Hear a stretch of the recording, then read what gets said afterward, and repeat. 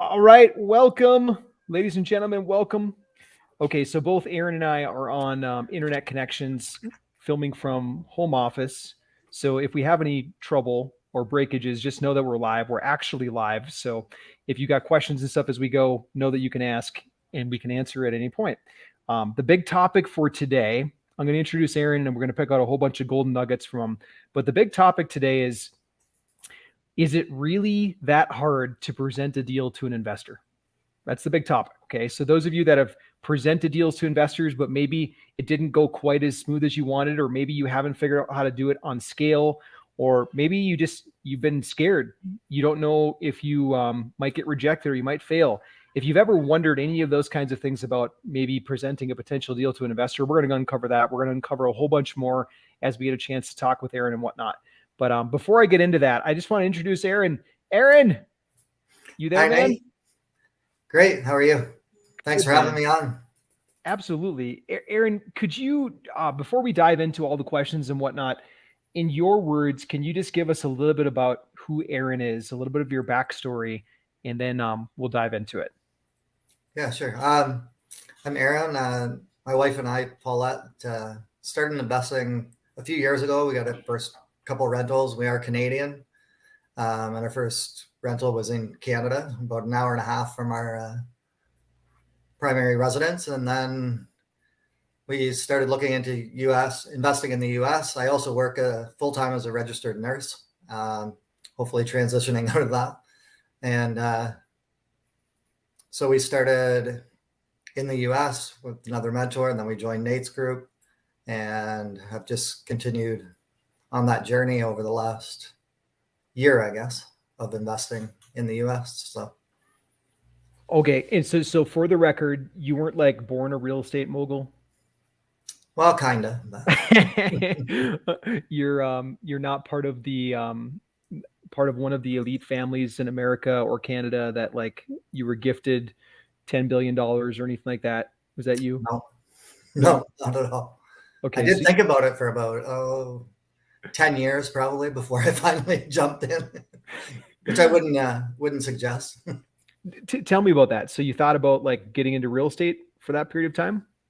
Maybe not 10, but yeah, I always knew that it was a good investment, and I just didn't have the confidence, I guess. There was a period of time where I have had the money, or I didn't think I had not the money, or I thought I had to have all the money myself in order to get started. So with a shift in that mindset, and then finally getting a mentor and a coach to start moving forward and take those steps and know that it was possible. You know what's amazing, Aaron, is that mindset thing. It happened to me. It happens to like everybody. But the funny thing is that like most of us are afraid of judgment from other people, family, friends, whatever, and they're gonna judge us either way. Like if we were really rich, like unbelievable rich, then people will say that you cheated or you scammed somebody. If you're poor, people will say you're lazy. If you're fat, people will say that you're not disciplined. If you're really like ripped and got big muscles, they'll say you took steroids. Like they judge either way, no matter what. And so it's so funny, like when we can finally detach from the judgment and just let ourselves do what we're supposed to do, things happen so much faster. Mhm. So, okay, cool. Aaron, what's the number one obstacle that you had closing deals that you had to conquer? Um, I guess that might sound cliche or something, but I think mindset was the biggest for me. Was just that I could do this virtually as well.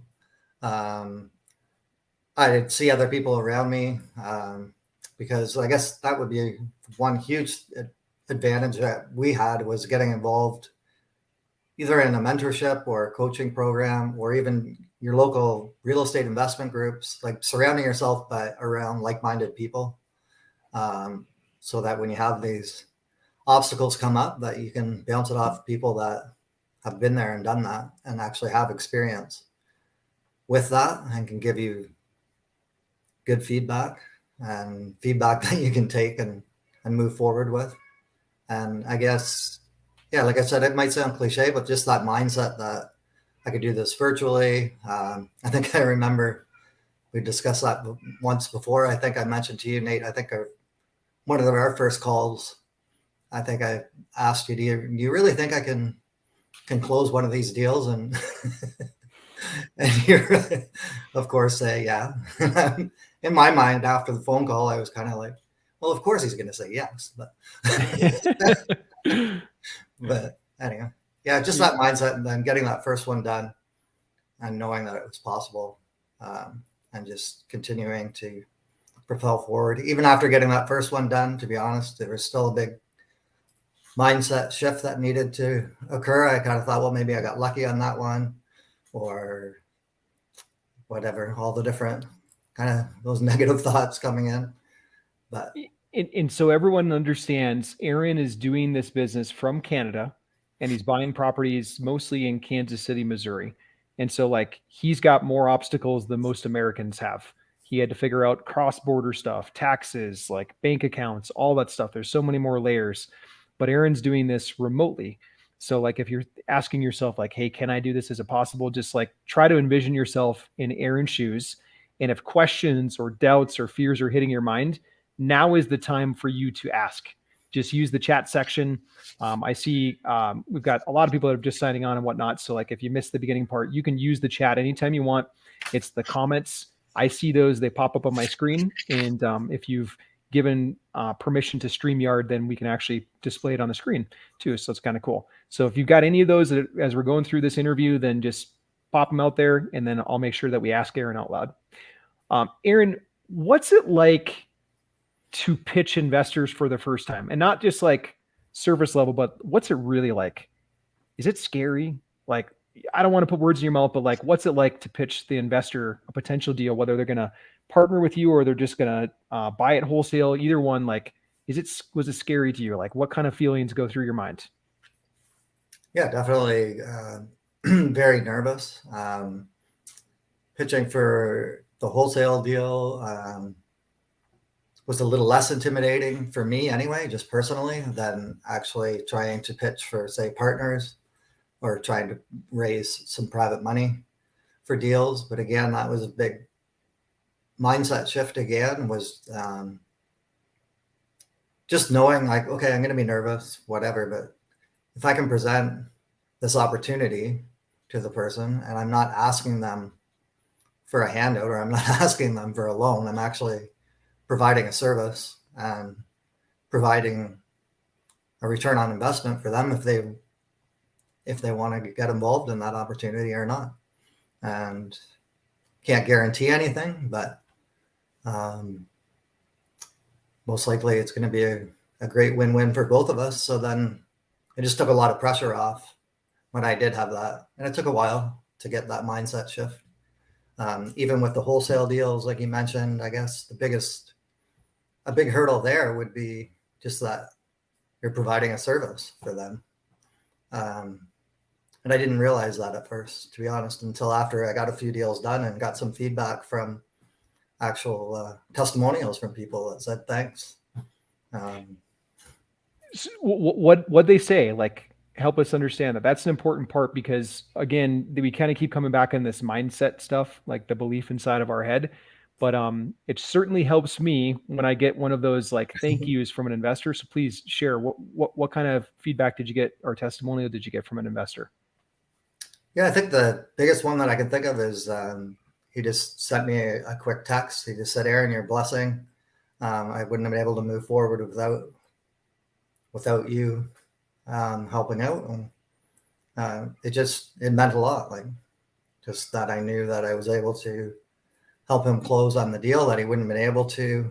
Traditionally, the house was a full rehab that was needed. It was sitting vacant for quite a few years. There had been squatters in there. There was a ton of garbage and everything else in there, just because of it being vacant for so long and people breaking in and on. There's just so many problems, and he had liens piling up from the city.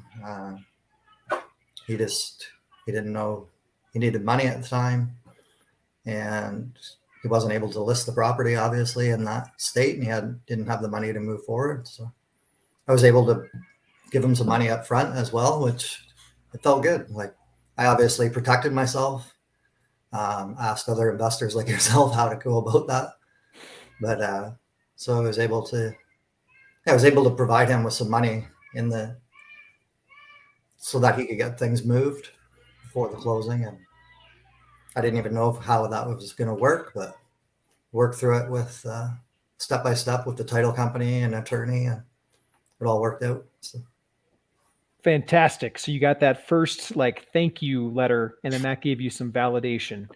And so those of you that are still on the hunt for your first one, just know that it's coming. You treat people right, you do the right thing, and then eventually like those kind of validations will come to you. Aaron, switching gears just a little bit, we've got some questions that are coming through like on investors, how we're getting them and all that kind of stuff. But I want to tackle this one first. What is your strategy? Like, what are you doing right now to make deals happen? Right now it's been over the last month, it's shifted somewhat. I've started a couple Facebook groups, doing a lot of networking. That hasn't changed. I think that's been a huge, and that just has started to snowball as well. I was in one market, getting to know more people, getting to know other investors. And then a lot of that networking through realtors, through other wholesalers, also through paid ads. And I've still kept that channel up and have been getting leads that way. And that's mostly what we've been doing that way. And I guess the shift has been going with looking online or on the MLS more now. And I put in, I think, 3 offers today through 2 different realtors on properties that have been on the market for over 90 days. So just those strategies. So I'll wait and see how that pans out. I just put a couple offers in today, 3 offers in on those today. So. Cool. Yeah, that's starting to resurface again. There's starting to be some opportunity again. So to summarize that for everyone, Aaron's been working. He's done some wholesale deals. He's now shifted strategies a little bit in the last month or so. He's working on something that we call SLP deals. What that means is that he's going out to find a property that he can acquire. He can get paid up front to do it. And then he also gets to split the cash flow for life. And so we'll cover that a little bit later too, but there's different things that you can do with each of these assets, these pieces of real estate that come in. My advice and encouragement for everyone is to try to move towards stuff that brings you income forever, not just a one-time payment. Try to get stuff that will bring you income forever, that will sustain you much better in this business. If you think about any of the big companies that have sold for monster valuations, they do it through MRR, which stands for monthly recurring revenue. When I met this guy that he lived in this giant house, a big mansion, and downstairs in his basement, he had a big basketball court, full-size court. He had a pickleball court, swimming pool, like in his basement. And I'm like, what'd you do? What gives? Like, what was your business? And he said, well, I started a pest control company. I used to go door to door and sell pest control services. And I just kept building it and building it and building it. And then eventually a bigger company came along and bought it. And so a boring pest control company is super valuable because it has monthly recurring revenue. Now, think about like what Aaron's doing. He's going out there and getting properties. Like when he goes to an investor or he goes to a bank, he's able to get money because he's got, we'll call it a boring product, but I actually think it's pretty cool. He's got a product that brings in monthly recurring revenue. And so that's the shift that I would encourage most people doing real estate deals today. I'd encourage you to try to make that shift. It might not be today, maybe not tomorrow, but at some point, try to grab more monthly recurring revenue. That's where it all the best juice comes from. Aaron, for you, how did you go from doing tell me a little bit about your timeline on this, because a lot of people, they come in and some people, they doubt themselves on the timeline on like how long it takes to do a couple of deals. Some people overshoot and think like, oh, I'm going to get them done in 2 weeks. Can you tell me about your last couple of years? Like how many deals over what period of time are true for you? We had one rental here. Like I said, about an hour and a half from where we live. And then when we started in the US, I didn't have any properties, obviously, at that point, and was focused on buy and hold. I was thinking, and then started with the wholesale marketing and down that path. And so that was 7 or 8 months. Took probably 3 months to get our first deal, and then now we've done, I think, 7. We have a few under contract right now that still trying to to move. So in a short period of time, like 7 or 8 months, you're able to do like 7-ish deals most recently? Yeah. Okay. So what was the big thing that changed from going from a few sporadic deals to all of a sudden now you got consistency? What changed? Again, mindset, and then surrounding myself with getting a coach and a mentor was huge, and putting in that daily action, I guess, and I guess imperfect action is better than no action. And just, I love how you say that too, Aaron, because I love even when you said like, oh, I put in 3 offers today. That just shows me you're on it, doing the daily disciplines, doing the actions. Awesome. Yeah. So I guess the one thing I haven't done, but I'm starting to shift to doing diligently just over the last couple of weeks, is just monitoring what I'm doing, like those KPIs and things like that. But I wasn't too diligent on those, so I didn't really know 100%. But yeah. Okay, Aaron, I often get this question thrown at me because like we're getting questions about like, well, hey, how many investors do you have to talk to? How much money do you have to spend to get them to come to you? I want to unpack some of that. Okay. How much money do you need to have to close on a deal? Knowing what you know right now, like what would you say you have to be able to do a real estate deal? none, no money. What? Okay, so there's gonna be haters that say like, what? That's not possible. Like, unravel that for us, Aaron. How is that possible? Well, it is possible because you could get the leads organically through Facebook leads. If it was a wholesale deal, I always thought with the earnest money and everything else, but with the contracts that I've learned, and having that language in there where you don't have to put any money down until after the inspection period. So you can go through the whole entire process of making an offer, putting it under contract with no money down, having that inspection period. If you find a buyer, then they put the earnest money down. And so there's no money out of your pocket at all.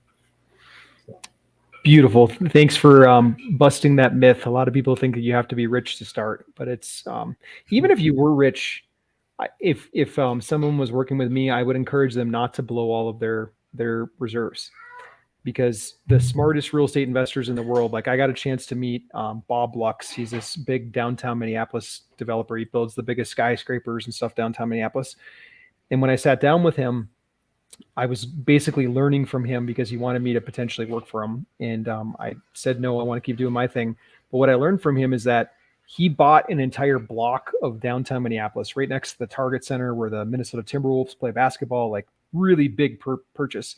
And I don't remember the exact purchase price, but I do remember that he walked away from the closing table with a multi-million-dollar check on closing day, not on sale day, but on closing day. And I'm like, how is that possible? How did you do that? And it branded in my brain forever now, like you can actually get paid to close on deals right up front.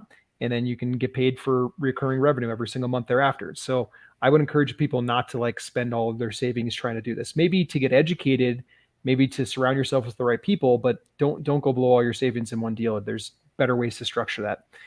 Aaron, another thing that we always get is how many hours does it take per week to do this? You're still working full-time as a nurse, right? Yeah, I am. Yeah. So how do you still be a husband, a dad, and still do this real estate stuff? Because I saw pictures of you surfing, so I know. Yeah, I've been having fun. So, yeah, to be honest, I have put a lot of time in. I do have to give myself credit for that sometimes, because it isn't just luck all the time. If you're putting in the action, then you're going to get the results. So, but yeah, when I'm working 12-hour shifts. So in a way that is helpful. And I end up with more full days off. So I can kind of structure it that way. But I'm spending like a good, maybe an hour or two a day, maybe something like that. So an hour or two in real estate each day. And I love what you just said. Okay. You said that you structured your work schedule so you can work longer days. So probably like 4 12-hour days, something like that. Yeah. Okay. So then you get at least 1 weekday off per week to be able to do real estate too then, or be a father and a husband. Yeah, I'll usually work 2 12-hour shifts and then get 2 or 3 off and then work a couple of them. So it goes back and forth like that. That's Aaron, I think you just taught a lot of people a huge hack right there. That's how I transitioned out of Target. I went to my boss and said, hey, you know that like weekend shift that nobody wants in the long 12-hour days? I want those. And he's like, what? And I'm like, yeah, I want those because I want 1 day per week off for me. And then a couple more days here and there, whatever. And so he made it happen. And then I was able to start spending some actual like business hour time on real estate stuff. Aaron, I love that you shared that. Thank you. Now Nancy's asking, how many hours do you sleep? Well, about 2 or 3. What do you really sleep? Oh, I don't know. Probably 7 hours a night, 6 to 8 hours. Okay, so you're getting healthy sleep. Yeah. Okay. And I don't do night shift anymore with my other gym, so that's always nice. It doesn't affect my sleep as much. So just day shift. Yeah. Okay. Can you tell me about any recent wins that you're working on, or that you recently finished up? I'm working on a portfolio that I can't even believe I've been working on. It's over 30 single-family properties, single-family homes. So even just, if you would ask me that a few months ago, I probably would have just not even investigated the opportunity, to be honest. But now I've actually put in an offer and had a phone call with the seller and with the potential buyer, which was a bit nerve-wracking because the seller informed me of all of his letters behind his name before the phone call. how much experience he had. So it was kind of intimidating. What did he say? Who is this guy? I can't remember exactly what it was, but he's a broker and a realtor himself, and he has a construction company and he's retired and doesn't, anyway, there was a lot of a master's degree and all this different stuff. So it was a little bit intimidating, but again, I just congratulated on all his success. He has been successful. So, and then just tried to figure out why he's coming to me and why he needs to sell those properties. So what do you envision yourself doing with those ones? Are you going to do like SLP? You're going to do a wholesale, buy and hold, fix and flip? What are you thinking? I'm going to wholesale them only because I couldn't figure out just the return wasn't there. It was in a market that I'm not familiar with, and 32 properties was a bit.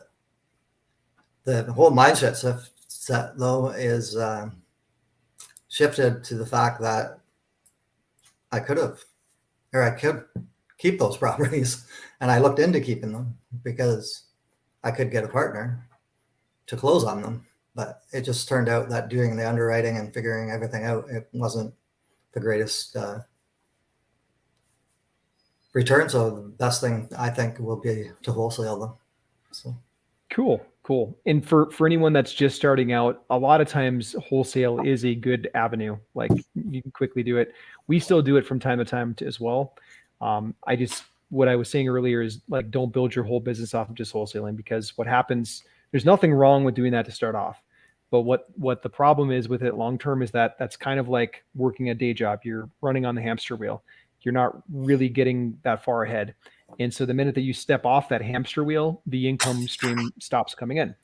But when you get a deal like this that Aaron's talking about, that it's not quite good enough for his specs to hold on to it, there's a ton of buyers out there. They're still looking for stuff. They have no idea how to do lead generation or Facebook marketing or anything like that to bring sellers in. So if Aaron does the work to bring an opportunity in, he might as well get paid for it, even if that means that he's not keeping it. Oh, cool.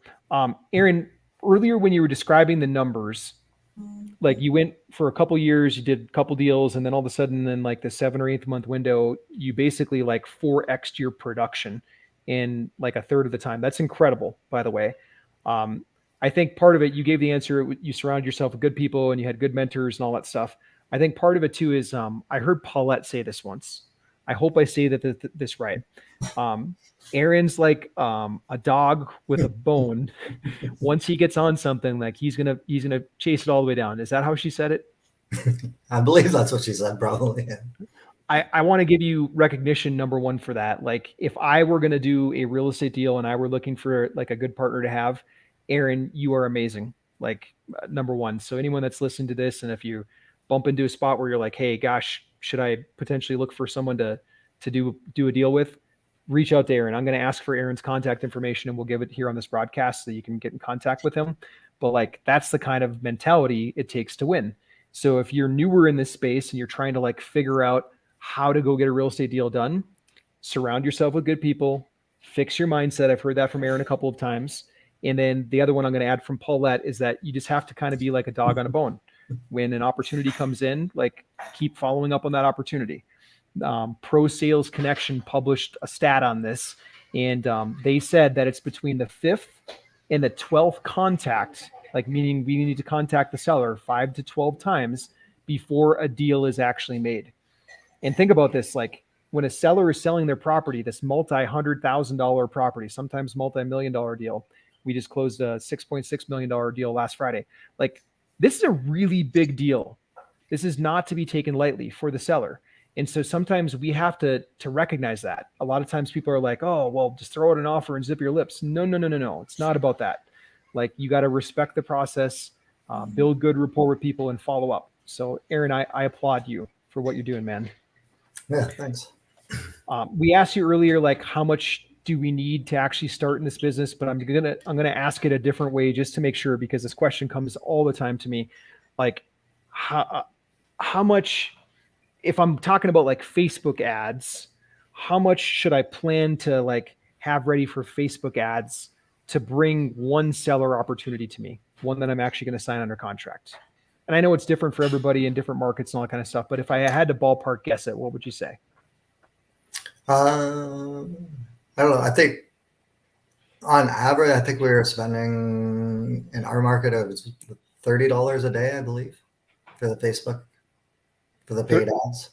$30 a day. And then how many contracts do you sign in a month, let's say? That's where I mentioned earlier I wasn't tracking it like I should have been, but I did go back over the last 6 months, I believe, and it was a 3-to-1 return, but I can't remember what the cost per lead was. But the return was 3-to-1. So 3-to-1. Okay. So over like a 10-day period, you spend $300. Over a 30-day period, you might spend $900 to $1,000 or so. And if you sign a deal every other month out of that, it's pretty good numbers right there. Yeah. We're kind of tracking towards one a month, I guess. We're getting close to that. So okay. Awesome. Cool. Next part.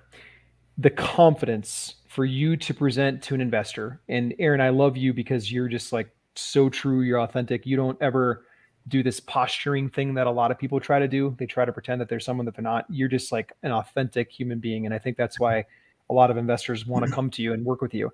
How'd you find the confidence to do it the first time, especially when you were talking about more like an SLP deal where they work with you? Where did the confidence come from? How did you get over the fear? Biggest thing was knowing that you're providing an opportunity for them. That was the biggest shift for me, even though I was still nervous trying to present it. Just because it was the first time partnering or raising capital. So there was a lot of fear that way of people saying no, but at the same time, the biggest thing was just knowing that I'm providing them with an opportunity for a great return on investment, and I'm a good partner to partner with, and I'll do my best to get that return. So I just knew that was the fact, that I was providing a service to them and an opportunity to them, not asking for a loan, which I thought at first, it kind of felt like that. Like if I was going to partner with somebody, I'd be asking them for the favor. But when you can make it a win-win, and it just works out.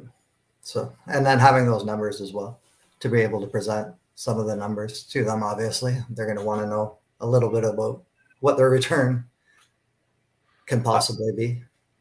You just you taught everybody a big lesson right there, Aaron. So thank you for sharing that. So Aaron says he's doing a service for the investor. Like, I remember the day that you and I were talking about that and saying that. And I'm so glad that you said it to me again, because now you just reminded me that I have to tell everyone that comes through my world, I have to remind them you're doing a service for the investor.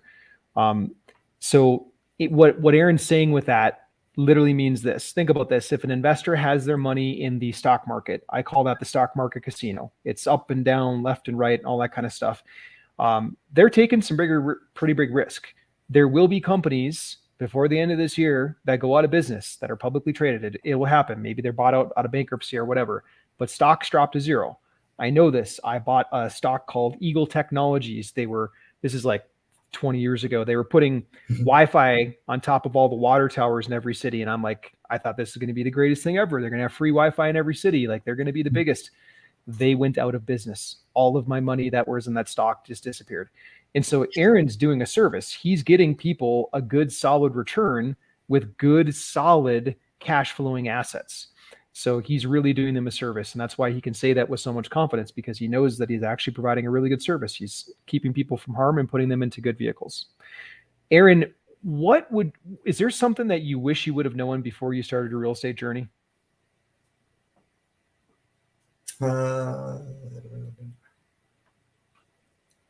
I guess the biggest thing would have been starting earlier, I guess. I don't have any regrets about that or anything, but I mean, just knowing that it was, again, that whole mindset, that it is possible and that you can scale if you want to, or just get a few properties. Like, that's how I went into it at first, was I just wanted that first property, a rental property, and then knowing that you can scale it and you can have a business, a real estate business, and really structure it that way and have it set up that way. That's another big shift, is that it's not just one or two properties that I want now. It's not being greedy, but I want to make it as a business and transition out of my full-time job and do this full-time. So I need to have that passive income. I need to have it set up, like I said, as a business. Awesome. Aaron, since we started working together, that like 1 to 2 hours per day that you mentioned, what does that look like? Like, could you give me like a day in the life on your real estate side? I'm still trying to learn, just to build up a lot of buyers and investors now. So going out and then as far as deals coming in, making sure that I trying to at least analyze a deal or two every day, and then making an offer, and just doing that consistently, and then just continuing to move forward and scale forward that way. Cool. And I noticed too, Aaron, that you are, whenever there's like training, you are investing yourself. Like, unless for some reason your schedule conflicts with work, like your attendance is very, very high, and you're always someone that's there getting the downloads of knowledge. And I really respect that about you. A lot of people will cut class, but you're not a class cutter. You're a guy that gets educated. For anyone that's watching this right now, that's like, wondering if the Set for Life process would work for them, what would you say to them? The SLP process. It's just kind of a no-brainer. I just think 100% it can work for you.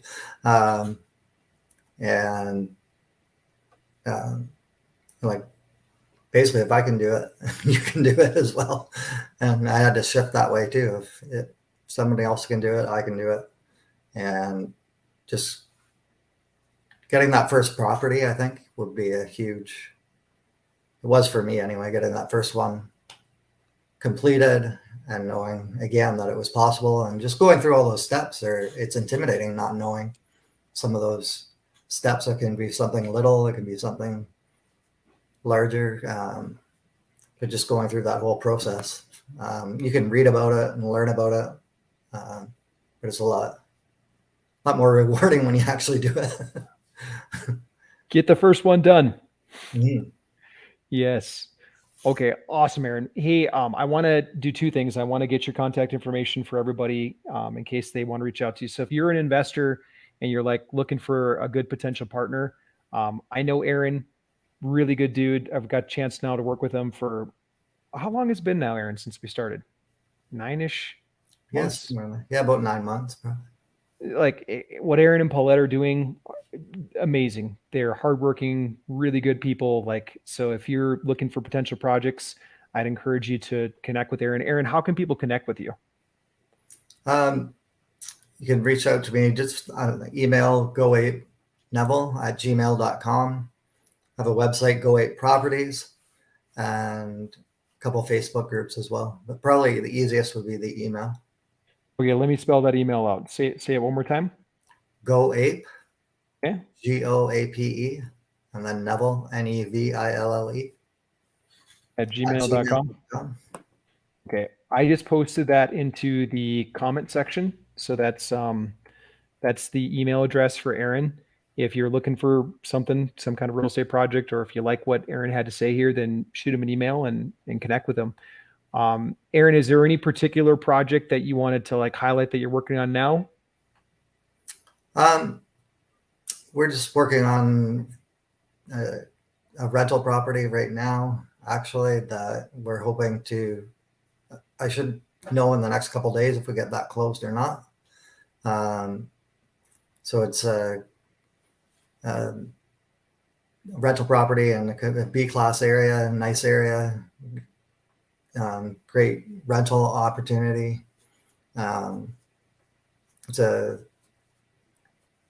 It's a newer home, and it should be a great return. It kind of hits that 1% rule for rent wise as well at a high level, and it pencils out very well. So it should be a really good cash flow and with very little money down as well. So if it works out.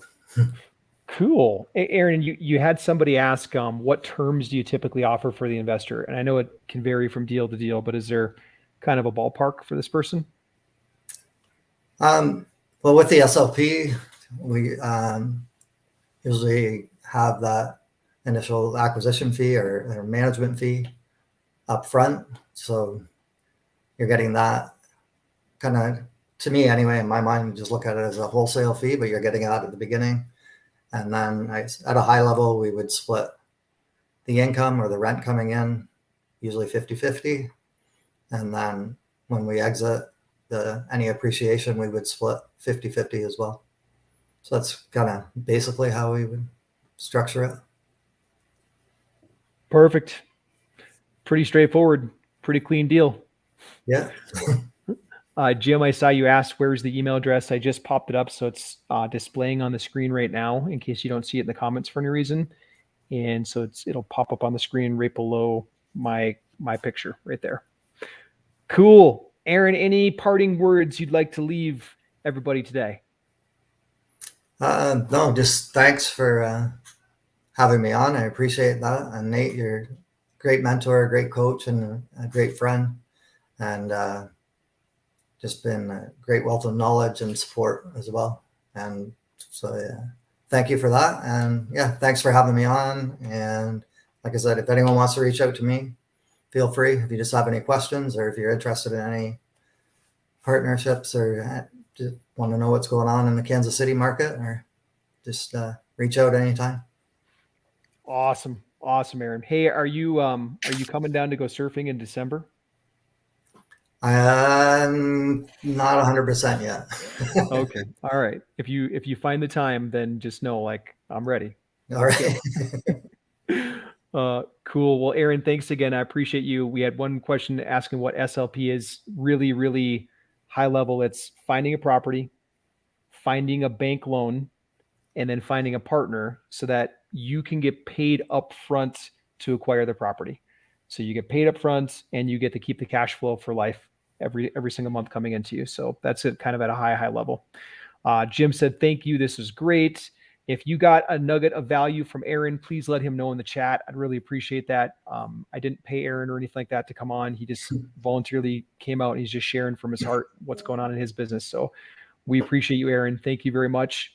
And thank you, everyone, for tuning in tonight. We'll catch you on the next one. Bye, guys. Thanks. Thanks, Aaron. See ya. Bye.